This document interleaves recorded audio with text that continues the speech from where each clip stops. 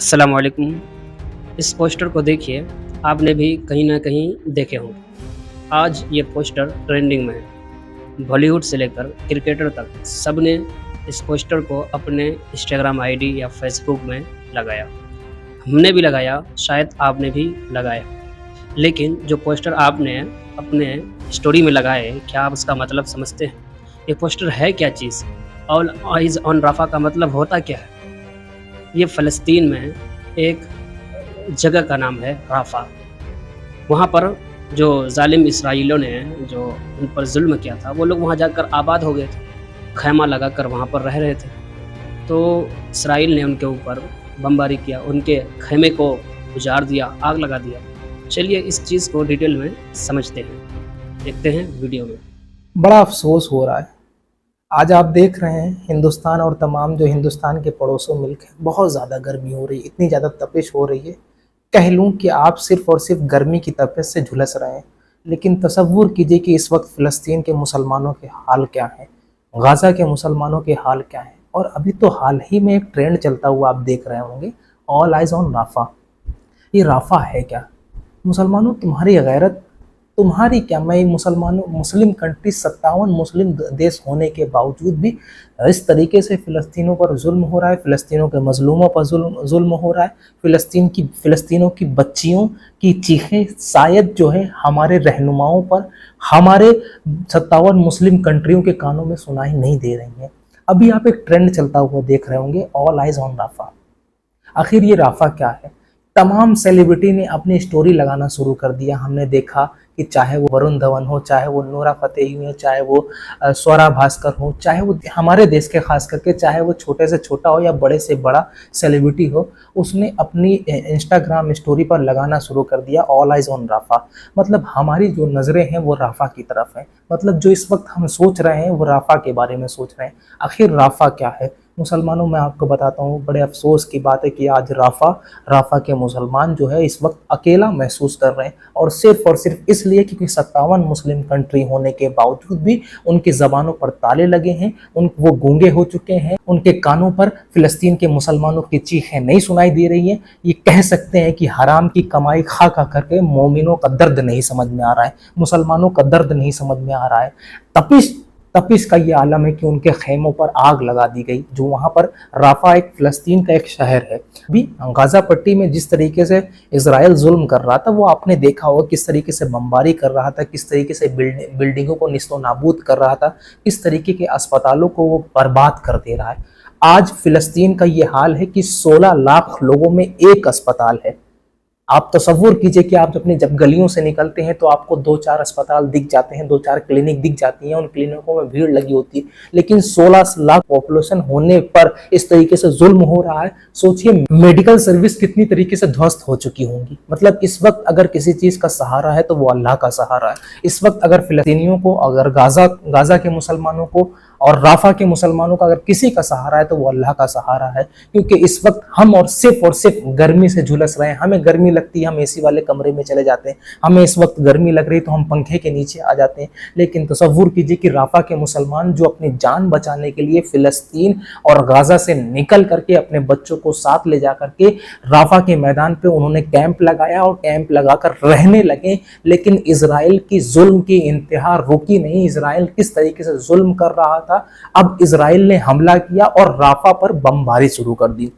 अभी 26 मई को राफा के कैंपों में जो कैंप लगा रखे थे फिलिस्तीन के मुसलमानों ने अपनी जान बचाने के लिए एक सेफ जगह ढूंढी थी। फिलिस्तीन से हट करके थोड़ी दूर जाकर के राफा में कैंप लगाया था और वहां पर उस कैंप पे बच्चे रह रहे थे, उस कैंप पे बुजुर्ग रह रहे थे, उस कैंप में महिलाएं रह रही थी।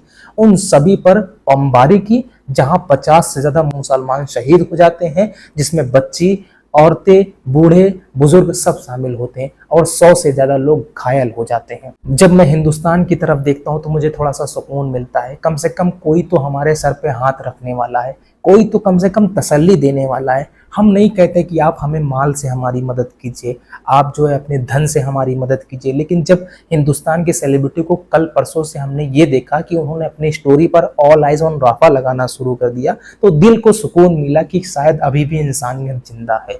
सिर्फ मुसलमानों ने अपनी स्टोरी पर ऑल आइज ऑन राफा नहीं लगाया, बल्कि बड़ी बड़ी सेलिब्रिटी हो। लेकिन मैं यहाँ पर एक पॉइंट नोट कर दूं, अभी हाल ही में KKR वर्सेस हैदराबाद का एक मैच हुआ था, फाइनल IPL का। हिंदुस्तान पूरी तरीके से नजरें गड़ाए टीवी पर बैठा हुआ था कि कौन IPL जीतेगा, कौन IPL जीतेगा। फिर ये पता ये चलता है, फिर देखते ये है कि IPL टीम KKR यानी शाहरुख खान यानी किंग खान की टीम जो है वो IPL की ट्रॉफी उठा लेती है। हम लोगों ने फोटो लगाना शुरू कर दिया, शाहरुख खान को टैग करना शुरू कर दिया, कॉन्ग्रेचुलेशन, बधाई देना शुरू कर दिया, हम उसे किंग मानने लगे। हम कहने लगे कि हिंदुस्तान में भैया मियाँ भाई का रौला था, रौला है और रौला रहेगा। मतलब हम जिसके लिए पागल थे, हम जिसके लिए दीवाने थे, अपनी फोटोज में, अपनी स्टोरीज में शाहरुख खान को जगह दे रहे थे, आमिर खान को जगह दे रहे थे, सलमान खान को जगह दे रहे थे, लेकिन उनके कानों में शायद फिलिस्तीनियों के मुसलमानों की चीखें नहीं पहुंची हैं, जबकि वो एक मुसलमान है। सवाल मेरा सिर्फ ये है कि वो एक मुसलमान है, मुसलमान होने के बावजूद भी एक मुसलमान के लिए एक स्टोरी नहीं लगा सकते ये खान साहब। लेकिन मुझे गर्व होता है कि मेरा हिंदुस्तान के ऐसे तमाम लोग, जैसे मैं एक मिसाल देता हूँ कि वरुण धवन, रोहित शर्मा की वाइफ, आप जानते हैं बहुत बड़े क्रिकेटर रोहित शर्मा, स्वरा भास्कर, ऐसे जब तमाम लोग जब अपनी स्टोरीज पर ऑल आइज ऑन राफा लगाते तो दिल को सुकून मिलता है कि शायद इंसानियत अभी जिंदा है, शायद इंसानियत अभी मरी नहीं है। हिंदुस्तान के लोग राफा के साथ हैं, लेकिन राफा पर जुल्म रुक सकता था, राफा पर जुल्म नहीं होता अगर 56 मुस्लिम कंट्री, 57 मुस्लिम कंट्री जो है वो एक साथ खड़े होकर के इजराइल के खिलाफ हो जाती है। तो शायद इजराइल के अंदर उतनी हिम्मत नहीं थी कि वो फिलिस्तीन के मुसलमानों पर जुल्म कर सकता, फिलिस्तीन के बच्चों पर जुल्म कर सकता, वहाँ की प्रॉपर्टीज को डैमेज कर सकता, वहाँ के हॉस्पिटल्स को बर्बाद कर दिया। कि अफसोस इस बात का है कि इजराइल ने हॉस्पिटल पर भी बमबारी की, ताकि वहां पे जब हम बमबारी करें तो वहां के लोग जो है वो हॉस्पिटल्स ना जा सके, ताकि जब हम बमबारी करें तो वहां के लोगों को मेडिकल सर्विस मुहैया ना हो सके। उसने अस्पतालों को मिसमार कर दिया, उसने बिल्डिंगों को मिसमार कर दिया। लेकिन इन सब होने के बावजूद भी हमारे खान साहब, हमारी 57 मुस्लिम कंट्री, जिसे मुसलमान जो है वो बहुत बड़ा किंग कहता था, तैयब अरदगान, तुर्की के राष्ट्रपति, खामोश हैं। लेकिन बस मुसलमानों जो ट्रेंड चल रहा है उसको चलने देना। राफा में किस तरीके जुल्म हो रहा है और ये जुल्म बढ़ेगा ही, क्योंकि हमारे कंट्रीज जो हैं वो बोलने के लिए तैयार ही नहीं है। हमारी कंट्री, हमारी जो मुस्लिम्स कंट्रीज थी, हमारी इंडियंस कंट्री थी, मैं इंडियंस को छोड़ किनारे कर देता हूँ, लेकिन जो जिसे कहते हैं कि मुस्लिम हुकूमत जहाँ पर थी, इस्लामी हुकूमत जहाँ पर थी, वो बोलने के लिए तैयार नहीं है। वो उनकी जो जबानें जो हैं वो इजराइल के पैसों से सिल दी गई हैं। इजराइल का दबाव, इजराइल का डर, इजराइल को अपना रहनुमा मान करके बैठे हैं ये तमाम लोग। ये जो सऊदी के किंग हैं, अभी आपने देखा होगा बागेश्वर धाम साहब, जिनको आपने हिंदुस्तान से इनविटेशन दिया और वहां पर कथा करवाई। शायद उन्हें कथा कराना याद था, लेकिन फिलिस्तीन के मुसलमानों के लिए दुआ कराना याद नहीं था। कथा के लिए प्रोग्राम किया, विवेक ओबराय को बुलाया, विवेक बिंद्रा को बुलाया, बागेश्वर धाम को बुलाया और एक बहुत बड़ी कथा कराई है दुबई के अंदर। सोचिए, तसव्वुर कीजिए, इनको मुसलमानों की चीख नहीं सुनाई देती है, इनको कथा कराना याद रहता है, इनको बागेश्वर धाम सरकार को बुलाना याद रहता है, इनको विवेक बिंद्रा को बुलाना याद रहता है, इनको मंदिर बनाना याद रहता है, लेकिन मस्जिदों पर जो हमले हो रहे हैं शायद वो भूल चुके हैं। इसलिए बस सिर्फ और सिर्फ हमारी ताकत यही है कि जो ट्रेंड चल रहा है वो रुकना नहीं चाहिए। क्या पता किसके अंदर इंसानियत जाग जाए।